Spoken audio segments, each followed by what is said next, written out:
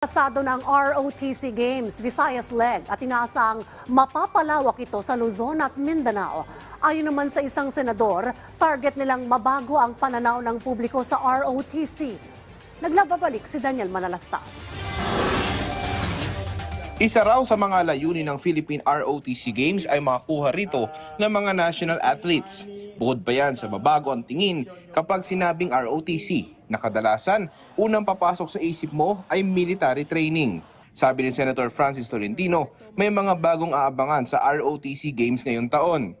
To highlight the ROTC as not just a military training avenue for cadets, but as a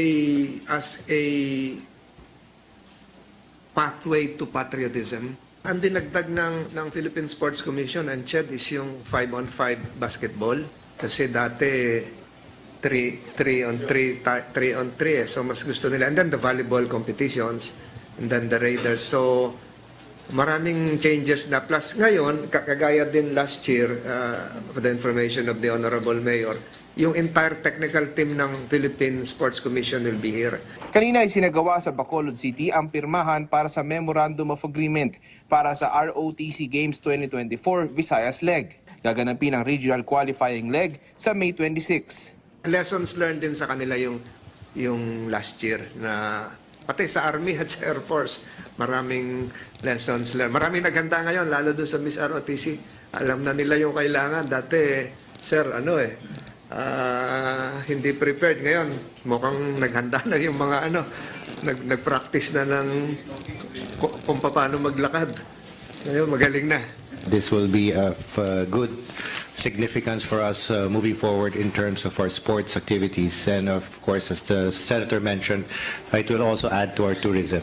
Kung pangamba naman ay init para sa mga kadete at atleta na lalahok, tiniyak ng Air Force Reserve Command na may solusyon para rito. Some of the sports are to be conducted inside the malls, and of course yung yung iba na sa mga campus ng schools, universities. So may mga may mga provisions naman din na para sa mga athletes na hindi rin sila maapektuhan sa weather natin.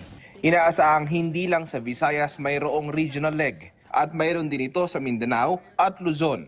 Daniel Manalastas para sa Pambansang TV sa Bagong Pilipinas.